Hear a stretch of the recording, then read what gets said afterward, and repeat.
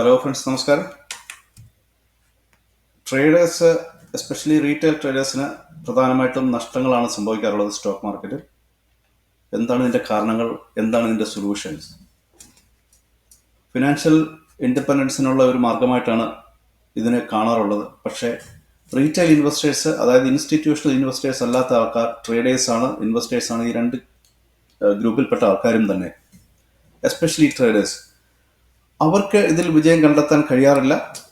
ഇതിന് ചില പൊതുവായ കാരണങ്ങളുണ്ട്. നമ്മൾ ആ കാരണങ്ങളും എന്ത് ചെയ്യാൻ പറ്റും എന്ന് ഒന്ന് നോക്കുകയാണ്. ഏറ്റവും പ്രധാനമായിട്ടുള്ളത് കറക്റ്റായിട്ടുള്ള അറിവില്ലാത്ത ഒരു സാഹചര്യമാണ്.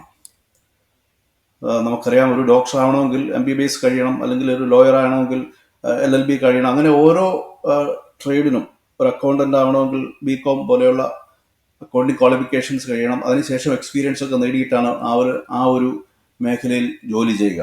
അതോടൊപ്പം അവർ ആ ജോലിക്ക് പറ്റിയ ഒരു പേഴ്സണാലിറ്റി അവർക്കുണ്ടോ എന്നുള്ളതും അവിടെ പരിഗണിക്കേണ്ട വിഷയമാണ്. അങ്ങനെയാണെങ്കിലാണ് അവർ ആ ഒരു മേഖലയിൽ വിജയിക്കുക.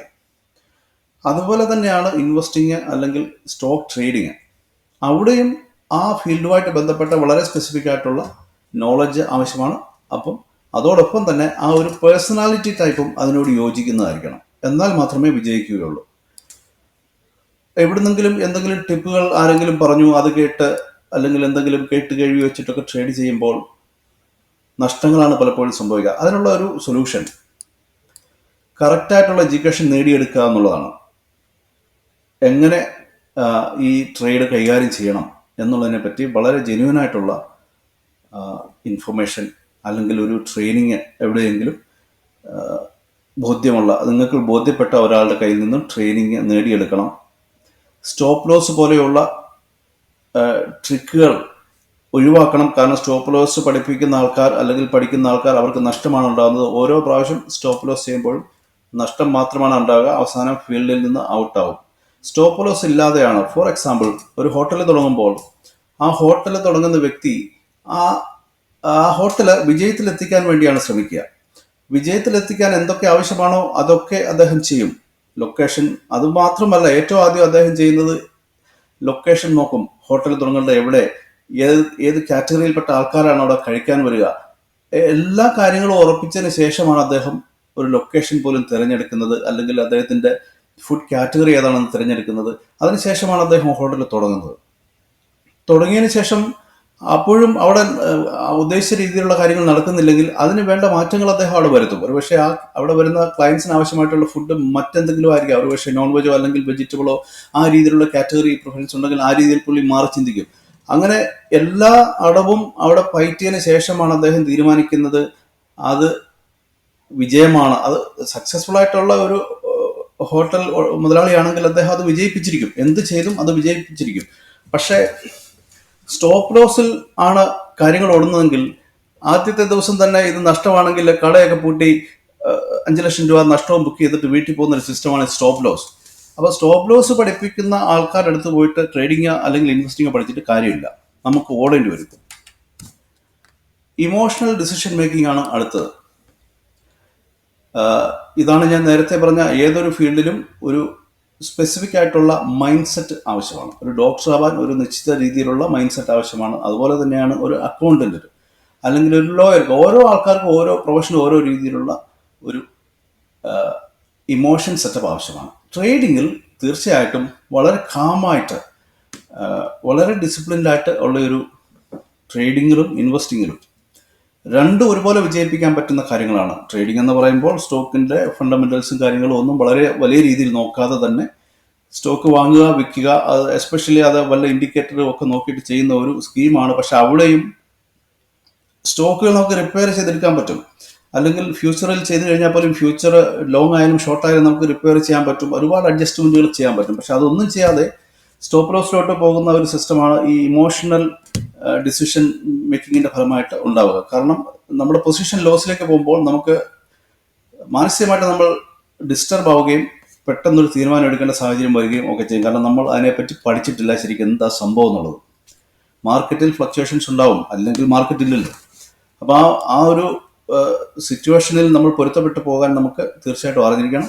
ഫിയർ ആൻഡ് ഗ്രീഡ് നമുക്ക് എഗെയിൻസ്റ്റ് ആയിട്ട് പോകുന്ന പൊസിഷനിൽ നമുക്ക് ഒരുപാട് ഭയം ഉണ്ടാവുകയും എന്നാൽ നമുക്ക് അനുകൂലമായിട്ട് പോകുന്ന പൊസിഷനിൽ ഗ്രീഡ് കാരണം സമയത്ത് എക്സിറ്റ് ആവാതിരിക്കുകയും ഒക്കെ ചെയ്യുന്ന പ്രശ്നങ്ങളാണ് ഇതുകൊണ്ട് ഉദ്ദേശിക്കുന്നത്. Panic selling during down turns, market താഴേക്ക് പോകുമ്പോൾ വാങ്ങിവെച്ച ഓഹരികൾ നഷ്ടത്തിൽ പോവുകയും ആ ഭയം കാരണം അത് നഷ്ടത്തിൽ വിൽക്കുകയും പിറ്റേ ദിവസം ഇത് തിരിച്ച് ലാഭത്തിൽ എത്തുന്ന ഒരു സാഹചര്യമൊക്കെ ഉണ്ടാകും നമ്മൾ വിറ്റില്ലായിരുന്നെങ്കിൽ. ഇത് പലപ്പോഴും ട്രേഡേഴ്സ് അല്ലെങ്കിൽ ഇൻവെസ്റ്റേഴ്സ് പോലും ഫേസ് ചെയ്യുന്ന ഒരു പ്രശ്നമാണ്. പ്രോപ്പറായിട്ടുള്ള ഫണ്ടമെൻ്റൽ അനാലിസിസ് തന്നെ ചെയ്യേണ്ടതാണ്. ഇനി ഫണ്ടമെൻ്റൽ ടെക്നിക്കലാണ് ചെയ്യുന്നതെങ്കിൽ അപ്പോൾ ഫുൾ ടെക്നിക്കൽ പഠിക്കണം. ഇപ്പോൾ ഹാഫ് നോളജ് മാത്രം പോരാ, ഫുൾ ടെക്നിക്കൽ പഠിച്ചിട്ട് റിപ്പയറിംഗ് സ്ട്രാറ്റജിയും കൂടെ പഠിച്ചിട്ട് മാത്രമേ ട്രേഡിങ് തുടങ്ങാവൂ. വ്യക്തമായ ലക്ഷ്യങ്ങൾ എഴുതി വെക്കുക, അതനുസരിച്ച് നമ്മൾ സ്ട്രാറ്റജികൾ ഡിസൈൻ ചെയ്യുക, അത് ഓടിച്ചു കൊണ്ടുപോവുക. അതാണ് ഈ സൊല്യൂഷൻ ഇമോഷണൽ പ്രശ്നത്തിൻ്റേത്. മറ്റൊന്ന് ഷോർട്ട് ടൈം മൈൻഡ് സെറ്റാണ്. ഇത് ഇൻവെസ്റ്റേഴ്സിൻ്റെ കാര്യമാണ് പറയുന്നത്, ട്രേഡേഴ്സിൻ്റെ അല്ല. ട്രേഡേഴ്സ് അല്ലെങ്കിൽ തന്നെ ഷോർട്ട് ടൈം ആണ്. ഇൻവെസ്റ്റേഴ്സിൻ്റെ കാര്യത്തിലും ഒരു പൊസിഷൻ നമ്മൾ എടുത്തു കഴിഞ്ഞാൽ ആ പൊസിഷൻ തീർച്ചയായിട്ടും ലാഭത്തിലെത്തിക്കാനുള്ള ഒരുപാട് മാർഗങ്ങളുണ്ട്. അതിന് പകരം നമ്മൾ ഫ്രീക്വൻ്റ് ആയിട്ട് ചെറിയ ചെറിയ പ്രോഫിറ്റുകൾ എടുത്ത് മാറുന്ന ഒരു സാഹചര്യമാണ്, അല്ലെങ്കിൽ ചെറിയ ചെറിയ ലോസുകൾ എടുത്ത് പോവുകയാണെങ്കിൽ നമുക്ക് അവസാനം ഒന്നും കിട്ടത്തില്ല. കാരണം ഈ കോസ്റ്റ് ഉണ്ട്. ഓരോ പ്രാവശ്യം ട്രേഡ് ചെയ്യുമ്പോഴും നമുക്ക് ഒരുപാട് കോസ്റ്റുകൾ, ട്രേഡിംഗ് കോസ്റ്റുകൾ, ബ്രോക്കറേജ് ഫീസും GST അങ്ങനെ കുറേ ചാർജുകളൊക്കെ വരാറുണ്ട്. ഇതെല്ലാം കൂടെ നമുക്ക് എപ്പോഴും അൾട്ടിമേറ്റ് നമുക്ക് നഷ്ടം മാത്രമേ കിട്ടുകയുള്ളൂ. അതുകൊണ്ട് ഇൻവെസ്റ്റിംഗ് ആണെങ്കിൽ ലോങ് ടേം വെൽത്ത് ക്രിയേഷന് ആണ് ഫോക്കസ് ചെയ്യേണ്ടത്. അതിനർത്ഥം ഒരുപാട് വർഷം വെയിറ്റ് ചെയ്യണം എന്നല്ല. നമ്മൾ വേണ്ട റിസർച്ച് നടത്തി ഓപ്ഷൻസിൻ്റെ സ്ട്രാറ്റജികൾ ഉപയോഗിച്ച് ആവറേജിങ് ഡൗൺ ഒക്കെ ചെയ്ത് കഴിഞ്ഞാൽ നമുക്ക് വളരെ പെട്ടെന്ന് തന്നെ നമ്മളുടെ പൊസിഷൻസ് പ്രോഫിറ്റബിൾ ആക്കി മാറ്റുവാൻ പറ്റും. പക്ഷേ നമ്മൾ ആ റൈറ്റ് ആയിട്ടുള്ള ഇൻഫർമേഷൻ, സ്റ്റോപ്പ് ലോസ് ഇല്ലാത്ത ഇൻഫർമേഷൻ നമ്മൾ കണ്ടെത്തിയേ തീരൂ. ഓവർ കോൺഫിഡൻസ് ആണ് പലപ്പോഴും. എന്തെങ്കിലുമൊക്കെ ടെക്നിക്കുകൾ നമുക്ക് ആരെങ്കിലുമൊക്കെ പറഞ്ഞു തരും, അല്ലെങ്കിൽ നമ്മൾ തന്നെ കണ്ടുപിടിക്കും. അതിൻ്റെ പുറത്ത് ഒരു ഊഹം നമ്മൾ നടത്തും. ഊഹം എന്ന് പറയുന്നത്, സ്പെക്കുലേഷൻ എന്ന് പറയുന്നത് തെറ്റായിട്ടുള്ള ഒരു കാര്യമല്ല.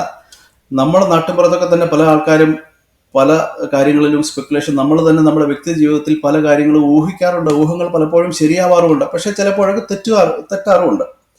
അതുകൊണ്ട് ഊഹിക്കുക എന്ന് പറയുന്നത് ഒരു ബുദ്ധിപരമായിട്ടുള്ള ഒരു കാര്യം തന്നെയാണ്. അത് ഒരു പ്രശ്നമല്ല. സ്റ്റോക്ക് മേഖലയിൽ, നിക്ഷേപ മേഖലയിൽ നമുക്ക് കറക്റ്റായിട്ട് ഊഹിക്കാൻ, അല്ലെങ്കിൽ നമ്മൾ ഒരു 100 ഊഹം നടത്തുമ്പോൾ ഒരു 90 എണ്ണമെങ്കിലും കറക്റ്റായി വരുന്ന സ്കീമുകളുണ്ട്. ബാക്കിയുള്ള 10 എണ്ണം തെറ്റിയേക്കാം. ആ 10 എണ്ണം നമ്മൾ റിപ്പയർ ചെയ്യണം. അല്ലെങ്കിൽ അവിടെ പലതരത്തിലുള്ള ടൂളുകൾ നമുക്ക് അവൈലബിൾ ആണ്, എസ്പെഷ്യലി ഓപ്ഷൻ മാർക്കറ്റിൽ. അതുപയോഗിച്ച് നമ്മളുടെ തീരുമാനം നമ്മൾ കറക്റ്റ് ചെയ്യണം. അല്ലാതെ നമുക്ക് ലോസ് ബുക്ക് ചെയ്യാൻ പറ്റില്ല. ലോസ് ബുക്ക് ചെയ്താൽ നമുക്കൊരു ബിസിനസ്സും ചെയ്യാൻ പറ്റില്ല.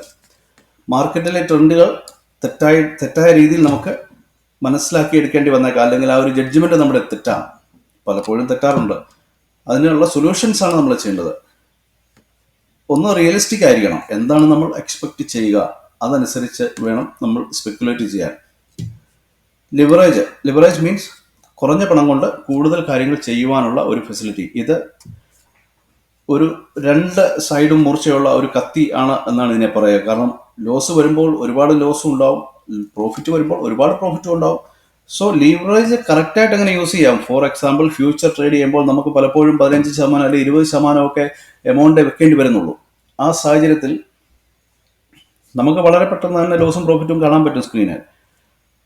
അവിടെ നമ്മൾ ഫ്യൂച്ചർ ഓപ്ഷൻസ് ഉപയോഗിച്ച്, അല്ലെങ്കിൽ ഫ്യൂച്ചർ തന്നെ ഉപയോഗിച്ച് ഒക്കെ ഹെഡ്ജ് ചെയ്യുകയും ഒക്കെ ചെയ്യേണ്ടി വരും. ട്രേഡ് കുഴപ്പത്തിലോട്ട് പോകുകയാണെന്ന് കണ്ടു കഴിഞ്ഞാൽ. പക്ഷേ കുഴപ്പത്തിലോട്ട് പോകാതിരിക്കണമെങ്കിൽ നമ്മുടെ സ്പെക്കുലേഷൻ കറക്റ്റ് ചെയ്യാൻ ആവശ്യമായിട്ടുള്ള റിസർച്ച് നമ്മൾ നടത്തണം. മറ്റൊന്ന് ഡൈവേഴ്സിഫൈ ഇൻവെസ്റ്റ്മെൻറ്റ്സ്. ഒരു സ്റ്റോക്ക് മാത്രം മേടിക്കാതെ, അല്ലെങ്കിൽ ഒരു ഫ്യൂച്ചർ മാത്രം ഷോർട്ട് ചെയ്യാതെ, പല രീതിയിലുള്ള വ്യത്യസ്ത രീതിയിലുള്ള സ്ട്രാറ്റജികൾ ഡിപ്ലോയ് ചെയ്യണം. റിസ്ക് മാനേജ് ചെയ്യാൻ പറ്റാത്ത സാഹചര്യമാണ് നഷ്ടം ഉണ്ടാകാനുള്ള മറ്റൊരു കാര്യം. അതിലൊന്ന്, ഒരു സ്റ്റോക്ക് മാത്രം വാങ്ങി വെക്കുക, അത് താഴോട്ട് പോയി കഴിഞ്ഞാൽ നമുക്ക് മറ്റൊരു ഓപ്ഷൻ ഇല്ലാത്തൊരു സാഹചര്യം, പിന്നെ അത് ക്ലോസ് ചെയ്യും നഷ്ടത്തിൽ. അങ്ങനെ വരുന്നത് ഒഴിവാക്കണം. ഏറ്റവും പ്രധാനം റിസ്ക് മാനേജ്മെൻറ്റ് സ്കിൽസ് പഠിക്കുക എന്നുള്ളതാണ്. അത് പഠിച്ചാൽ ഏത് റിസ്ക്കും മാനേജ് ചെയ്യാം. മറ്റൊരു ഹോട്ടൽ ഇൻഡസ്ട്രി പല റിസ്ക്കും ചിലപ്പോൾ നമുക്ക് മാനേജ് ചെയ്യാൻ പോലും പറ്റാതെ വരും, എത്ര അറിവുണ്ടായാലും. പക്ഷേ ഈ നിക്ഷേപ മേഖലയിൽ അറിവുണ്ടെങ്കിൽ ഏത് റിസ്ക്കും മാനേജ് ചെയ്യാം. So solution is diversify and use risk management tool. Risk manage ചെയ്യാൻ ആവശ്യമായിട്ടുള്ള ടൂളുകൾ നമ്മൾ ഫലപ്രദമായിട്ട് ഉപയോഗിക്കുക. ഒപ്പം റിസ്ക് ഡൈവേഴ്സിഫൈ ചെയ്യുക. ചേസിങ് ഹൈ റിട്ടേൺസ്, വളരെ വലിയ രീതിയിലുള്ള നേട്ടങ്ങളുടെ പുറകെ പോകുന്ന ഒരു സാഹചര്യം. നമ്മൾ റീസണബിൾ ആയിട്ടുള്ള എക്സ്പെക്ടേഷൻസ് വെക്കണം. പെനി സ്റ്റോക്കുകൾ, ചെറിയ വിലയുടെയൊക്കെ സ്റ്റോക്കുകൾ വാങ്ങി പെട്ടെന്ന് കോടീശ്വരനാകാം എന്നുള്ള ഒരു സിസ്റ്റം ആരെങ്കിലുമൊക്കെ ഒരുപക്ഷെ ടിപ്പുകൾ തന്നേക്കാം. ഇതൊക്കെ സ്കാമുകൾ ഓടിക്കുന്നുണ്ട് ആൾക്കാർ.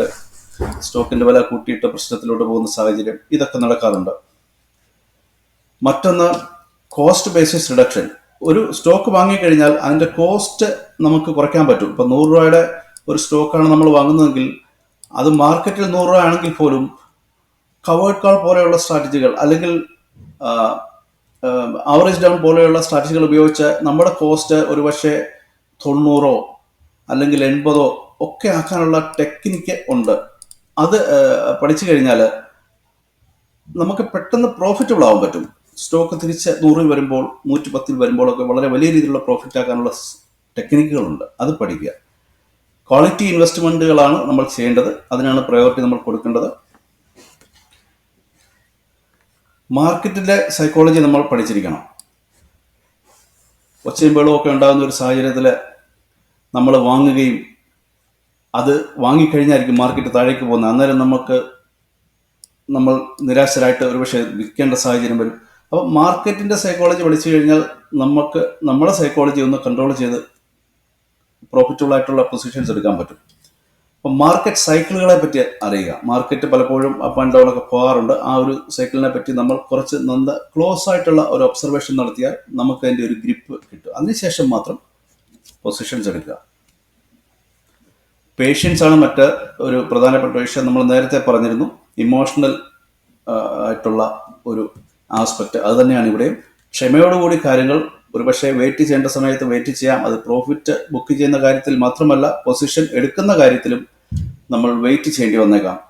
അത് വളരെ പ്രധാനമാണ്.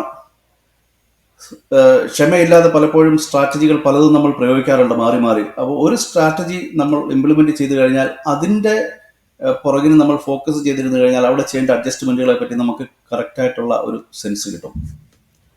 സോ നമ്മൾ ആ പ്രോസസ്സിനെ ട്രസ്റ്റ് ചെയ്ത് അതിനു വേണ്ട സമയം കൊടുത്ത് മുന്നോട്ട് പോവുക. ഡൈവേഴ്സിഫൈ ചെയ്യുമ്പോൾ അത് മതിയായ അളവിൽ ചെയ്യണം. ഒരു സെക്ടർ മാത്രമല്ല, പല സെക്ടറുകളുണ്ട്, പല അസറ്റുകളുണ്ട്. നല്ലൊരു ഡൈവേഴ്സിഫൈഡ് ആയിട്ടുള്ള പോർട്ട്ഫോളിയോ നമുക്കുണ്ടെങ്കിൽ റിസ്കുകൾ പലതും ഓട്ടോമാറ്റിക്കായിട്ട് തന്നെ ഒഴിവായി കിട്ടും. കോസ്റ്റുകളെ പറ്റി അറിയണം. ട്രേഡ് ചെയ്യുമ്പോൾ പല കോസ്റ്റുകൾ, നേരത്തെ ഞാൻ സൂചിപ്പിച്ചതുപോലെ ബ്രോക്കറേജ് അടക്കമുള്ള പല കോസ്റ്റുകൾ വരും. അത് ഫ്രീക്വൻ്റ് ആയിട്ട് ട്രേഡ് ചെയ്യുമ്പോൾ നമ്മുടെ പ്രോഫിറ്റിൽ നിന്ന് ഇത് കുറയും. അതല്ല, നഷ്ടമാണെങ്കിൽ നഷ്ടം കൂടുതലായിരിക്കും. സോ അതിന് ചില ഓപ്ഷൻസ് ഉണ്ട്. ഒരുപക്ഷെ ETF പോലെയുള്ള സിസ്റ്റങ്ങൾ സെലക്ട് ചെയ്യാൻ പറ്റും. ചുരുക്കത്തിൽ സ്റ്റോക്ക് മാർക്കറ്റിൽ വിജയിക്കണമെങ്കിൽ മതിയായ രീതിയിലുള്ള പ്രിപ്പറേഷൻ ആവശ്യമാണ്, ഡിസിപ്ലിൻ ആവശ്യമാണ്, ഇതിനെപ്പറ്റിയുള്ള അവബോധം ഉണ്ടായിരിക്കണം, പഠിക്കണം, റിസ്ക് മാനേജ്മെൻറ്റ് ചെയ്യാൻ പഠിക്കണം, ലോങ് ടൈം പ്ലാനിങ് ആവശ്യമാണ്. സർവോപരി നമുക്ക് നമ്മുടെ മനസ്സിനെ കൺട്രോൾ ചെയ്യാൻ കഴിയണം. So wish you all the best. Thank you for watching. Please like, share, comment and subscribe. Happy investing.